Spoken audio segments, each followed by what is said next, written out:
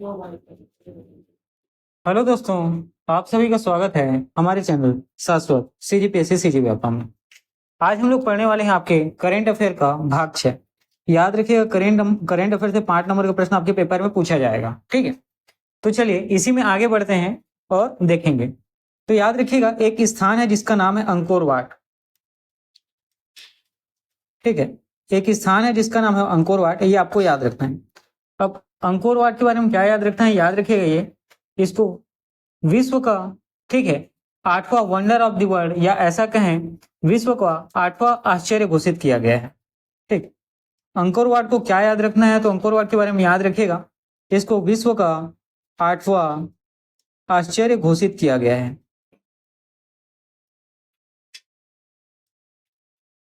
ठीक है, विश्व का 8वां आश्चर्य घोषित किया गया है। ठीक है, तो अंकोर वाट में है क्या, तो याद रखिएगा यहाँ मंदिरों का समूह है ना। अंकोर वाट में मंदिरों का समूह है, जिसको क्या कहा जाता है, तो याद रखिएगा अंकोर वाट मंदिर। ठीक है, क्या, तो अंकोर वाट मंदिर। ठीक है, और देखिएगा ये याद रखिएगा हिंदू मंदिर है।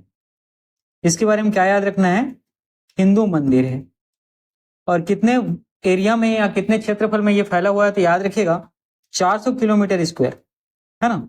400 किलोमीटर स्क्वायर मतलब विश्व का सर्वाधिक क्षेत्रफल ये क्या करता है, एरिया को कवर करता है। किसको, अंकोर वाट मंदिर जो है। ठीक है, विश्व में याद रखिएगा सर्वाधिक एरिया वाइज, सर्वाधिक क्षेत्रफल को ये क्या करता है, ये मंदिर समूह क्या करता है, कवर करता है। ठीक है, और कुछ और याद रखिएगा, इस मंदिर का निर्माण याद रखिएगा 12वीं शताब्दी में किया गया। उतना इंपॉर्टेंट नहीं है, इंपॉर्टेंट तो ये है कि विश्व का 8वां आश्चर्य इसको घोषित किया गया। ठीक है, ये जो है 12वीं शताब्दी में इसको निर्मित किया गया है, और किसके द्वारा, तो याद रखिएगा राजा है खमेर राजा। एक खमेर वंश का राजा, नाम है सूर्यवर्मन द्रुति। ठीक है, नाम क्या है, तो याद रखिएगा सूर्यवर्मन द्रुति। इनके द्वारा क्या किया गया, इस अंकोर वाट मंदिर समूह का निर्माण किया गया था। ठीक है, ये बहुत इंपॉर्टेंट है, याद रखिएगा। ठीक है, चलिए आगे बढ़ते हैं।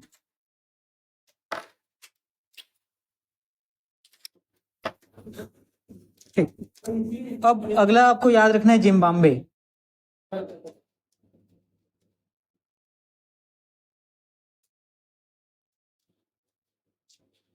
जिम्बाब्वे, ठीक है, इसमें क्या याद रखना है, तो याद रखिएगा यहाँ राष्ट्रीय आपातकाल घोषित किया गया है। जिम्बाब्वे में क्या, तो राष्ट्रीय आपातकाल घोषित किया गया है। और क्यों, तो याद रखिएगा सूखा का कारण। किसके कारण, तो याद रखिएगा सूखा के कारण। ठीक है, जिम्बाब्वे के 80% एरिया में क्या है, सूखाग्रस्त है, सूखा पड़ा हुआ है, जिसके कारण राष्ट्रीय आपातकाल, सूखा का राष्ट्रीय आपातकाल घोषित किया गया। उनके कुल एरिया का 80% क्षेत्र जो है क्या है, सूखा सूखा पड़ा हुआ है, इसलिए। ठीक है, चलिए आगे बढ़ते हैं।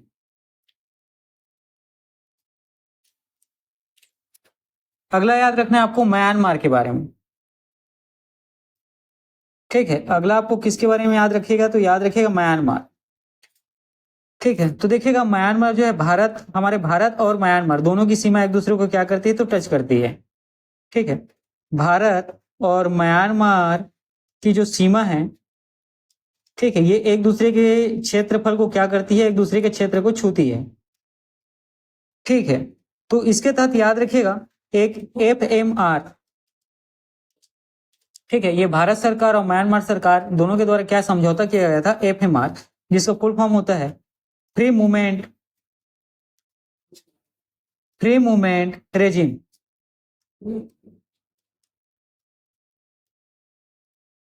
जिसका मतलब क्या है, याद रखिएगा मुक्त आवाजाही व्यवस्था, मुक्त आवाजाही व्यवस्था। ठीक, ये व्यवस्था की गई थी भारत सरकार और म्यांमार के सरकार के द्वारा। क्योंकि इनका जो सीमा है एक दूसरे से लगा हुआ है, तो आप 16 किलोमीटर तक अंदर आने की अनुमति थी। इसके तहत याद रखिएगा 16 किलोमीटर तक अंदर आने की अनुमति थी। किसके तहत, तो फ्री मूवमेंट रिजिम के तहत। ठीक है, और ये व्यवस्था जो है FMR की, याद रखिएगा ये 2018 में, ठीक है, लुक ईस्ट नीति के तहत इसको लागू किया गया था। ठीक है, एफएमआर को क्या याद रखना है, 2018 में लुक ईस्ट नीति के तहत इसको लागू किया गया था। ठीक है, तो याद रखिएगा इसको समाप्त करने की घोषणा की गई है। ये जो फ्री मूवमेंट रेजिम या मुक्त आवाजाही व्यवस्था है, इसको समाप्त करने की घोषणा की गई है। ठीक है, चलिए आगे बढ़ते हैं।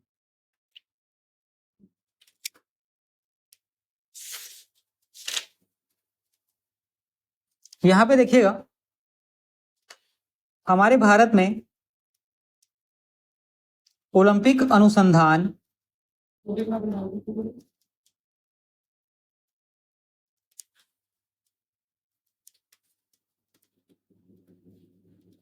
व शिक्षा केंद्र का शुभारंभ किया गया।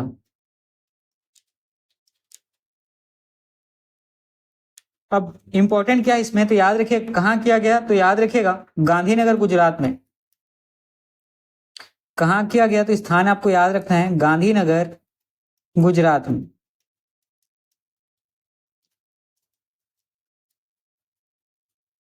साथ ही याद रखिए कुछ बातें, ये विश्व का 71वां, ठीक है, ओलंपिक अनुसंधान एवं शिक्षा केंद्र है, जिसे याद रखिएगा इंटरनेशनल, ठीक है, ओलंपिक कमेटी आईओसी, ठीक, इंटरनेशनल ओलंपिक कमेटी जिसको आप लोग हिंदी में कहते हैं अंतर्राष्ट्रीय ओलंपिक समिति के द्वारा क्या की गई है, मान्यता प्रदान की गई है।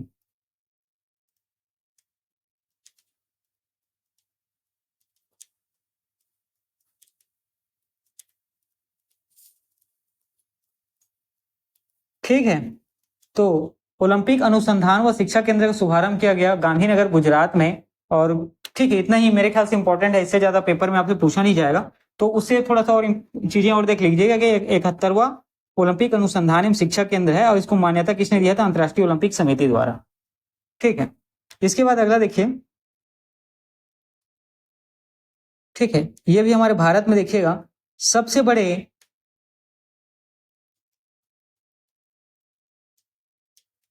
खेल विज्ञान केंद्र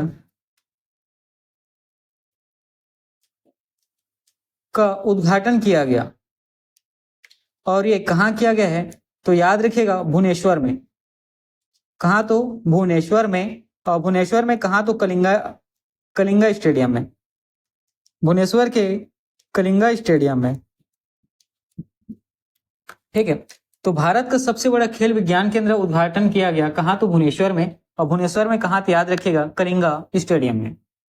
चलिए आगे बढ़ते हैं। ठीक है, उसके बाद देखिएगा, ठीक है, हमारे भारत में प्रथम शोध आधारित, ठीक है, प्रथम शोध आधारित आईआईटी सैटेलाइट, आईआईटी सैटेलाइट ये स्थापित की गई है। ठीक है, भारत में प्रथम शोध आधारित आईआईटी सैटेलाइट ये स्थापित की गई है। और कहाँ की गई है, तो याद रखिएगा ये किया गया उज्जैन मध्य प्रदेश में। ठीक है, ये कहाँ किया गया, तो याद रखिए उज्जैन मध्य प्रदेश, है ना, एमपी में।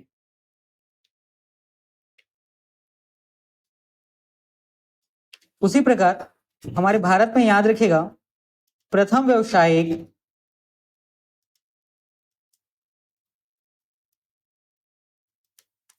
कच्चा तेल रणनीतिक भंडारण की स्थापना होगी।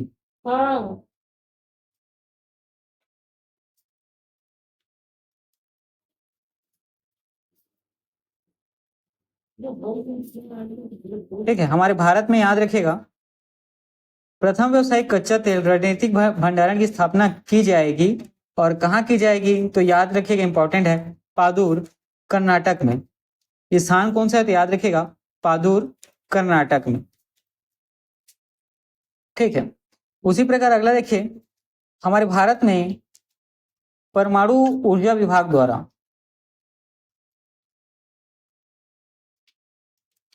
कहा गया है कि 2047 तक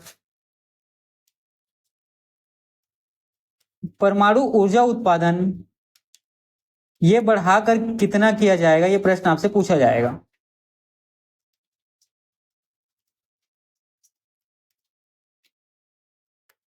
ठीक है, परमाणु ऊर्जा विभाग के द्वारा कहा गया है कि 2047 तक परमाणु ऊर्जा उत्पादन बढ़ाकर कितना करने का लक्ष्य है, तो याद रखिएगा 1 लाख मेगावाट। कितना? तो 1 लाख मेगावाट, या इसी को हम लोग कहें 100 गीगावाट, या इसी को आप कह सकते हैं 100 गीगावाट।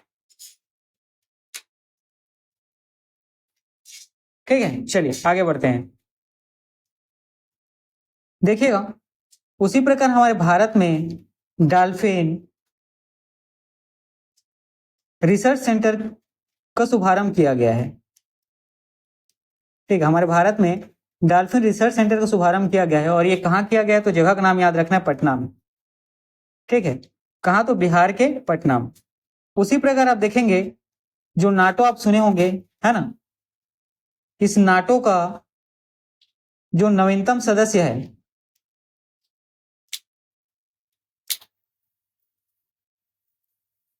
ठीक, NATO North Atlantic Treaty Organisation, है ना, इस नाटो का नवीनतम सदस्य कौन बना है, तो इसका याद रखना स्वीडन। स्वीडन वो देश है जो नाटो का नवीनतम सदस्य बना है। कौन से नंबर के, तो याद रखिएगा 32वें। कौन से नंबर को, तो याद रखिएगा 32वें। ठीक है, चलिए आगे बढ़ते हैं।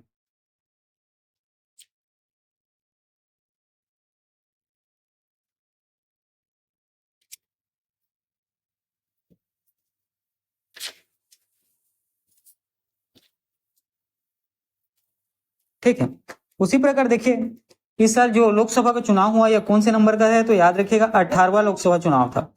ठीक है, 18वां लोकसभा चुनाव था। ठीक है, और 18वां लोकसभा चुनाव में जो आपके प्रोटेम स्पीकर बने वो कौन थे, तो याद रखिएगा उनका नाम है आपके भातृहरि महताब। ठीक है, तो देखिएगा 18वां लोकसभा जो चुनाव हुआ इसमें प्रोटेम स्पीकर ये जो है नियुक्त किया गया था, किसे, तो भातृहरि महताब को। ये कौन है, तो याद रखिएगा ये सांसद हैं, और किस क्षेत्र से, तो याद रखिएगा उड़ीसा के कटक लोकसभा क्षेत्र से, है ना, उड़ीसा के कटक लोकसभा क्षेत्र से। ठीक है, और साथ ही जो प्रोटेम स्पीकर का प्रावधान हमारे संविधान में कहाँ है, तो याद रखिएगा अनुच्छेद 95(1) में, है ना, और प्रोटेम स्पीकर का प्रावधान हमारे संविधान में कहाँ है, तो याद रखिएगा अनुच्छेद 95(1) में। ठीक है, चलिए आगे बढ़ते हैं।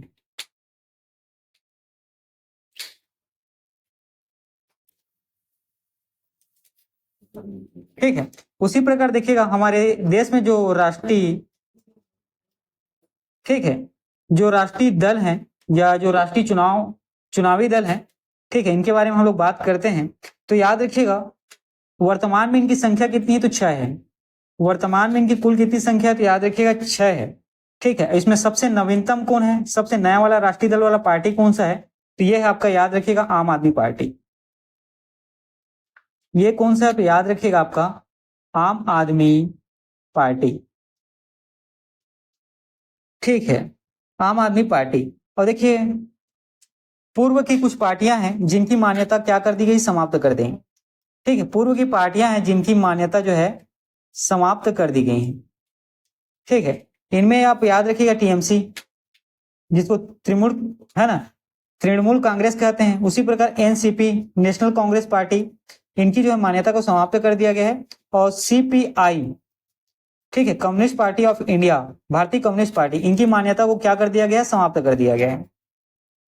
ठीक है, तो वर्तमान में वो 6 पार्टी कौन कौन सी है, तो देखिएगा यहाँ पे भाजपा है आपका, BJP, Indian National Congress, National People's Party, है ना, नेशनल पीपल्स पार्टी, उसी प्रकार भारतीय कम्युनिस्ट पार्टी। ठीक है, उसी प्रकार क्या है, communist party of India, CPI. ठीक है, ये देखिए ये दोनों अलग है ना। ठीक, भारतीय कम्युनिस्ट पार्टी ये मार्क्सवादी, ठीक है, मार्क्सवादी। और यहाँ पे आप देख लेंगे बहुजन है ना, आपका Bahujan Samajwadi party BSP, Bahujan Samajwadi party BSP, और एक है आम आदमी पार्टी, आम आदमी पार्टी। ठीक है, इन 6 पार्टियों को क्या है तो मान्यता प्राप्त, ये 6 दल हैं, और 3 का ठीक है इनको समाप्त कर दिया गया, जिसमें आपका टीएमसी है, एनसीपी है और सीपीआई। ठीक, चलिए आगे बढ़ते हैं। देखिए हमारे यहाँ विधानसभा चुनाव 2024 इससे कुछ इंपॉर्टेंट चीजें हम लोग देखते हैं। तो इसमें है, सबसे पहले देखते हैं, एक नाम याद रखिएगा, एन चंद्रबाबू नायडू।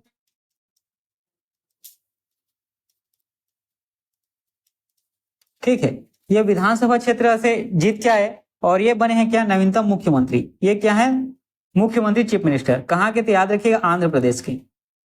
कहाँ के, तो याद रखिएगा आंध्र प्रदेश से। और कौन से पार्टी से संबंध रखते हैं, तो याद रखिएगा तेलुगु देशम पार्टी। कौन से पार्टी से संबंध रखते हैं, तो याद रखिएगा तेलुगु देशम पार्टी।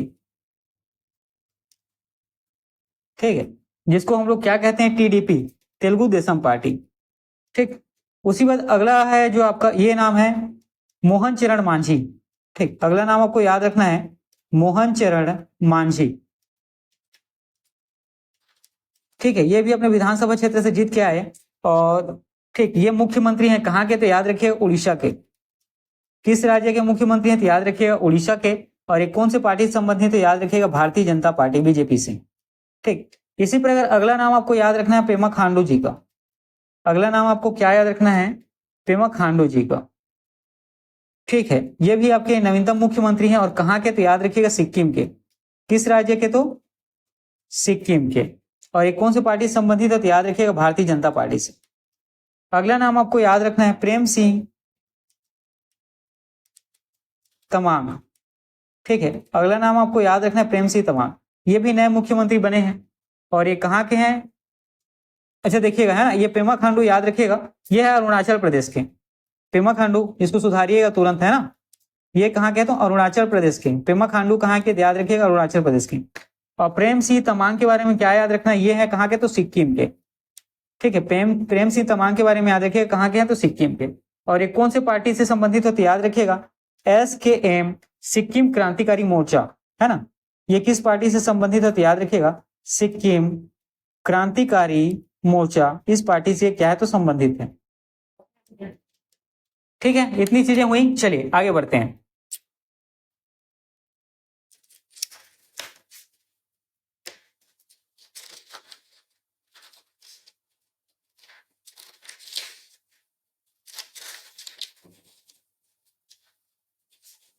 देखिए जिस समय नीट का पेपर हुआ था, आप सभी को याद होगा।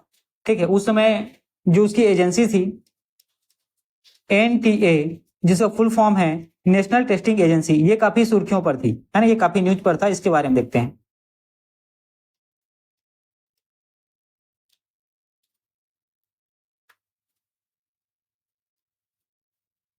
ठीक है, NTA का फुल फॉर्म क्या होता है, तो याद रखिएगा नेशनल टेस्टिंग एजेंसी, जिसको कहते हैं हिंदी में राष्ट्रीय परीक्षण एजेंसी।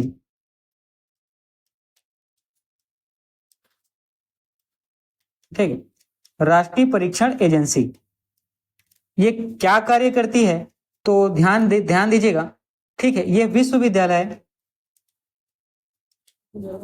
व तकनीकी शिक्षा, ठीक है, जो टेक्नोलॉजी वाली शिक्षा होती है, बेसिकली इंजीनियरिंग की,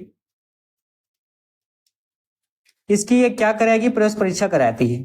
ठीक, उसकी प्रवेश परीक्षा कराने का जो काम है, ये कौन सी एजेंसी को है, तो नेशनल टेस्टिंग एजेंसी को। ठीक है, जैसे कुछ एग्जाम है आपके नीट, जेई, उसी प्रकार UGC नेट। ठीक है, उसी प्रकार यूनिवर्सिटी के क्या होते हैं, एंट्रेंस एग्जाम होते हैं, उसको मतलब यहाँ पे क्या है, याद रखिएगा CUET। ये सारी एग्जाम जो है ये कौन सी एजेंसी कराती है, तो याद रखिएगा NTA। इसको कराने के लिए क्या किया गया है, सौंपा गया है। ठीक है, लेकिन नीट के पेपर के समय क्या होती है, कुछ इसमें धांधली का, भ्रष्टाचार का इसके ऊपर आरोप लगता है। ठीक है, जिसके कारण ये क्या होता है, पूरी तरीके से है ना, बहुत ज्यादा न्यूज में रहता है। तो याद रखिएगा उस समय इसके जो महानिदेशक थे, ठीक है, उस समय जो इसके महानिदेशक थे, ठीक है, उनका नाम है सुबोध सिंह। उनका नाम क्या है? सुबोध सिंह। ठीक है, जब धांधली और भ्रष्टाचार का क्या लगता है, आरोप लगता है, तो ये इन्हें पद से हटा दिया जाता है। ठीक है, तो पूर्व महानिदेशक जिनका नाम क्या है, एनटीए का सुबोध सिंह, इनको पद से हटा दिया जाता है और इनके जगह जो है नवीन या कहें वर्तमान में महानिदेशक कौन है? नवीन या वर्तमान में इनकी जगह महानिदेशक का नाम है प्रदीप सिंह खरोला। याद रखिएगा, इंपॉर्टेंट है ना, प्रदीप सिंह खरोला। और एनटीए के अध्यक्ष देखिए, एनटीए के अध्यक्ष हैं प्रदीप कुमार जोशी। ठीक है, एनटीए के अध्यक्ष कौन बनाए गए? तो प्रदीप कुमार जोशी। ठीक है, इतना नाम आपको याद रखना है। चलिए आगे बढ़ते हैं।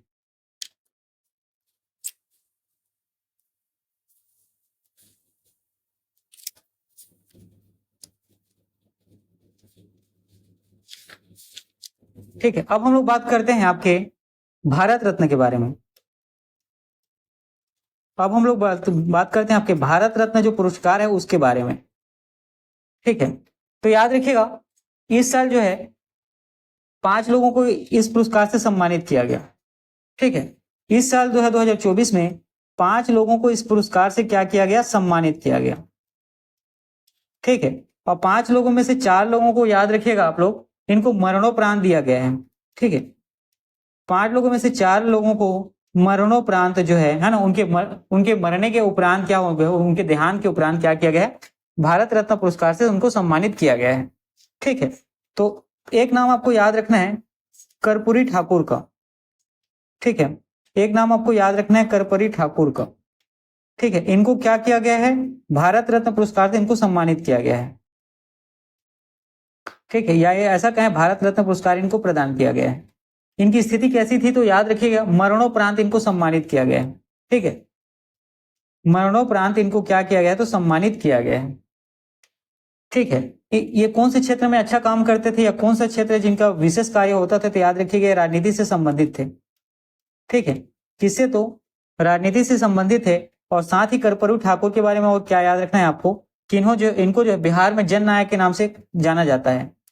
ठीक, कर्पूरी ठाकुर के बारे में क्या याद रखना है? कि बिहार में जन नायक के नाम से इनको जाना जाता है। ठीक है, ये पहले व्यक्ति हैं। चलिए आगे बढ़ते हैं। दूसरा नाम आपको याद रखना है एम एस स्वामीनाथन का। ठीक है, इनके बारे में आप लोगों ने साइंस में पढ़ा होगा, आपके 8वीं 9वीं 10वीं के पुस्तक में, एम एस स्वामीनाथन। ठीक है, इनको भी भारत रत्न पुरस्कार से सम्मानित किया गया।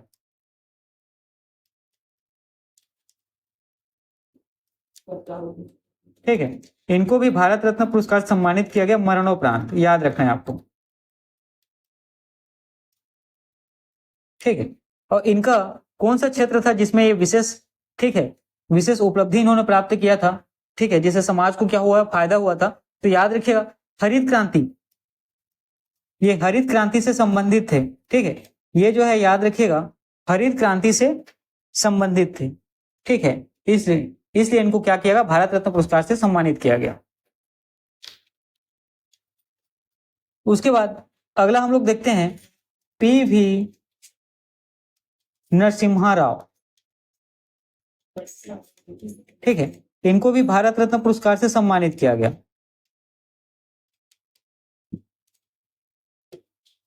इनका कौन से क्षेत्र में उल्लेखनीय काम था? तो याद रखिएगा राजनीति से संबंधित थे। ठीक है, ये जो है राजनीति से क्या थे? तो संबंधित थे। और साथ ही याद रखना है, ये भारत के पहले प्रधानमंत्री रह चुके हैं। ठीक है, भारत के 9वें क्रम के प्रधानमंत्री थे। ठीक है, पीसी नरसिम्हा राव के बारे में याद रखिएगा, ये भारत के 9वें क्रम के क्या थे? तो प्रधानमंत्री थे।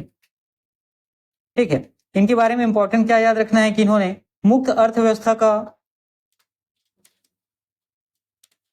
युग इन्होंने चालू किया। ठीक है, मुक्त अर्थव्यवस्था। ठीक है, मुक्त अर्थव्यवस्था का इन्होंने क्या किया? नया युग चालू किया। साथ ही इन्हीं के कार्यकाल में, ठीक है, इनका कार्यकाल याद रखिएगा नरसिम्हा राव का 1991 से लेकर 1996 का, इन्हीं के कार्यकाल में आपको जो स्थानीय स्वशासन है,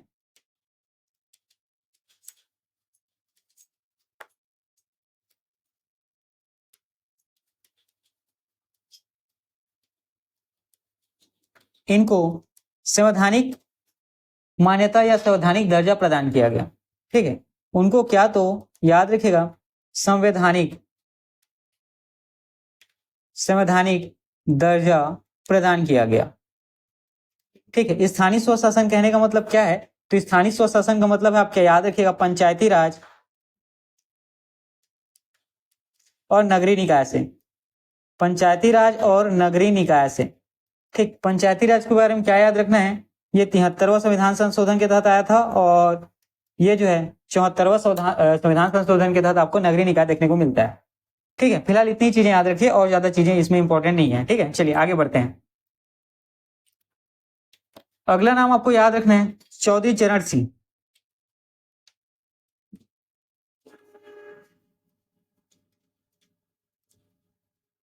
अगला नाम आपको याद रखना है चौधरी चरण सिंह। ठीक है, इनको भी भारत रत्न पुरस्कार से सम्मानित किया गया मरणोपरांत। ठीक है, इनको भी भारत रत्न पुरस्कार से सम्मानित किया गया मरणोपरांत।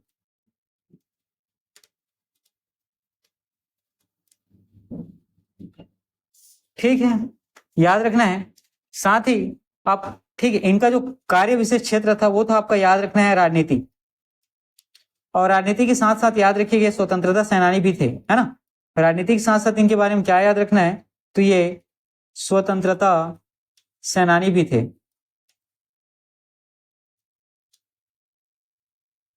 ठीक है, किसान कल्याण के क्षेत्र में इन्होंने उल्लेखनीय काम किया। ठीक, किसान कल्याण के क्षेत्र में इन्होंने उल्लेखनीय काम किया, जिसके कारण इन्हें भारत रत्न पुरस्कार से नवाजा गया है। अगला नाम है लाल कृष्ण आडवाणी। ठीक है, लाल कृष्ण आडवाणी, इनको याद रखिएगा, इनके जीवन काल में ही सम्मानित किया गया भारत रत्न पुरस्कार से। ठीक है, भारत रत्न पुरस्कार से इन्हें इनके जीवन काल में ही सम्मानित किया गया है, इंपॉर्टेंट है। ठीक है, और याद रखिएगा भारत के 7वें क्रम के क्या थे? तो उप प्रधानमंत्री थे। भारत में 7वें क्रम के ये कौन थे? तो याद रखिएगा उप प्रधानमंत्री थे। ठीक है, और एक चीज और याद रखना है, अगर आपके पेपर में पूछा जाए कि सबसे युवा व्यक्ति कौन है जिनको भारत रत्न पुरस्कार मिला है, तो यहां पर आपको नाम याद रखना है भारतीय क्रिकेटर सचिन तेंदुलकर जी का, है ना। यहां पर आपको नाम याद रखना है भारतीय क्रिकेटर सचिन तेंदुलकर जी का। ये जो है सबसे युवा या सबसे कम उम्र में भारत रत्न पुरस्कार प्राप्त करने वाले व्यक्ति हैं। चलिए आगे बढ़ते हैं।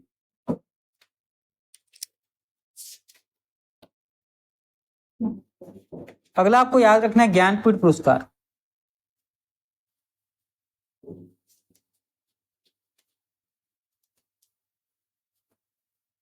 अगला आपको याद रखना है ज्ञानपीठ पुरस्कार, कौन से क्रम का? तो 98, है ना, 98 क्रम का।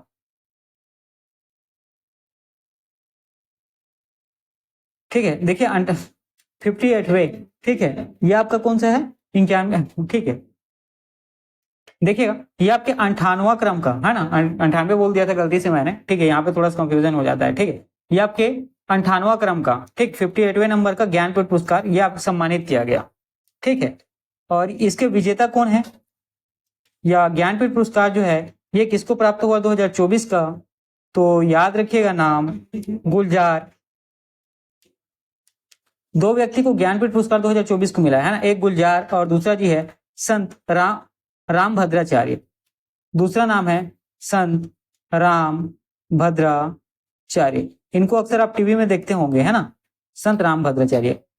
चलिए गुलजार के बारे में कुछ चीजें याद रखिएगा। इनका नाम है संपूर्ण सिंह कालरा। ठीक है, गुलजार का नाम क्या है? तो याद रखिएगा संपूर्ण सिंह कालरा। और इनको कौन से क्षेत्र में ज्ञानपीठ पुरस्कार सबसे सम्मानित किया गया? तो याद रखिएगा सिनेमा के क्षेत्र में। किस क्षेत्र में? सिनेमा के क्षेत्र में। याद रखिएगा साहित्य और सिनेमा के क्षेत्र में ज्ञानपीठ पुरस्कार जो है सम्मानित किया जाता है। ठीक है, सिनेमा क्षेत्र में ये याद रखिएगा गीतकार और उर्दू कवि हैं। संपूर्ण सिंह कालरा या गुलजार के बारे में क्या याद रखना है? गीतकार और उर्दू कवि हैं, है ना, और क्या? तो उर्दू कवि हैं। ठीक, संत राम भद्राचार्य के बारे में क्या याद रखना है? याद रखिएगा ये जो है रामानंद संप्रदाय, रामानंद संप्रदाय के वर्तमान में ये जगत गुरु हैं। ठीक है, रामानंद संप्रदाय का जो वास्तविक में अभी जो पदवी है उनके मुख्य कौन है, तो याद रखिएगा जगत गुरु। यही क्या करते हैं, उसके पद को भी वर्तमान में संभाल रहे हैं। ठीक है, ठीक। और इनको कौन से क्षेत्र में मिला, तो याद रखिएगा साहित्य के क्षेत्र में। इनको कौन से क्षेत्र में यहाँ मिला है, तो याद रखिएगा साहित्य के क्षेत्र में। ठीक है, ये ट्रेकोमा के कारण क्या है, ये अंधे हैं। ठीक है, लेकिन इनको बहुभाषी विद्वान के नाम से जाना जाता है। बहुभाषी विद्वान के नामों से इन्हें जाना जाता है। जैसे इन्हें संस्कृत, हिंदी, अवधी, मैथिली सहित कई अन्य भाषाओं पर इन्होंने क्या किया, लेखन का कार्य किया है। ठीक है, चलिए आगे बढ़ते हैं। उसी प्रकार सरस्वती सम्मान,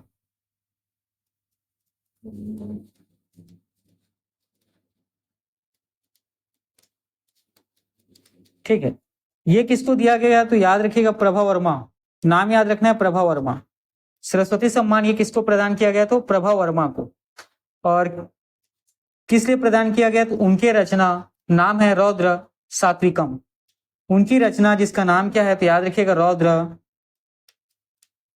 सात्विकम। इसके लिए उन्हें क्या किया गया, तो प्रभा वर्मा को सरस्वती सम्मान से नवाजा गया है।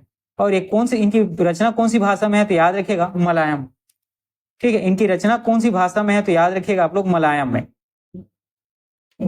ठीक है, उसी प्रकार अगला है लता दीनानाथ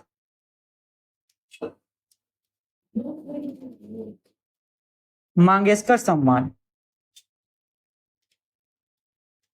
2024 का। ये किसको मिला, तो याद रखिएगा अमिताभ बच्चन जी को। ये किनको मिला, तो याद रखिएगा अमिताभ बच्चन जी को। ठीक है, अमिताभ बच्चन जी को। और ये पुरस्कार कब से चालू हुआ, तो याद रखिएगा 2022 से। ये पुरस्कार कब से चालू हुआ है, तो याद रखना है 2022 से। ठीक है, भारत रत्न व स्वर कोकिला के नाम से जाना जाता है, जिनका नाम लता मंगेशकर जी, उनकी स्मृति में पुरस्कार क्या किया जाता है, प्रदान किया जाता है। चलिए आगे बढ़ते हैं।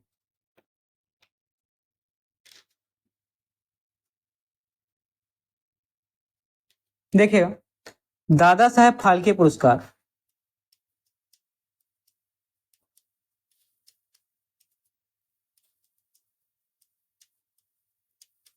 दो 2024।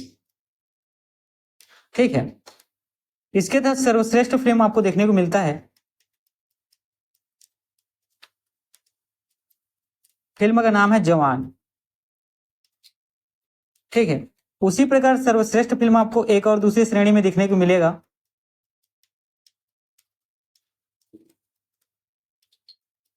क्रिटिक्स में, और इस फिल्म का नाम है 12th फेल, है ना, 12वीं फेल। ठीक है, इनको भी दादा साहब फाल्के सर्वश्रेष्ठ फिल्म क्रिटिक्स में नवाजा गया है। ठीक है, अब यहां पे और आगे देखते हैं सर्वश्रेष्ठ अभिनेता।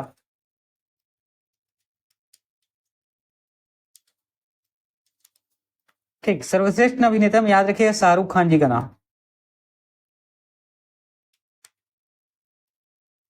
किस फिल्म के लिए, तो याद रखिएगा जवान फिल्म के लिए। ठीक है, और सर्वश्रेष्ठ अभिनेत्री में आपको नाम याद रखना है रानी मुखर्जी जी का। किसका नाम याद रखना है, रानी मुखर्जी जी का।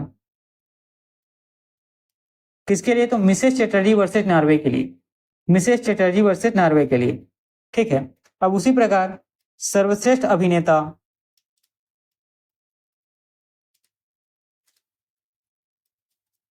ठीक है, ये क्रिटिक्स, इसमें याद रखिएगा विक्की कौशल का नाम। किसका, तो विक्की कौशल का नाम। किस लिए, तो सैम बहादुर के लिए, है ना, किस लिए, तो सैम बहादुर के लिए। उसी प्रकार सर्वश्रेष्ठ अभिनेत्री क्रिटिक्स में, इसमें नाम याद रखना है करीना कपूर खान का। किसका नाम याद रखना है, तो करीना कपूर खान का। और किस लिए, तो जाने जान के लिए। ठीक, किस लिए, तो जाने जान के लिए। ठीक है, उसी प्रकार आजकल वेब सीरीज का दौर चल रहा है। ठीक है, तो web series of the year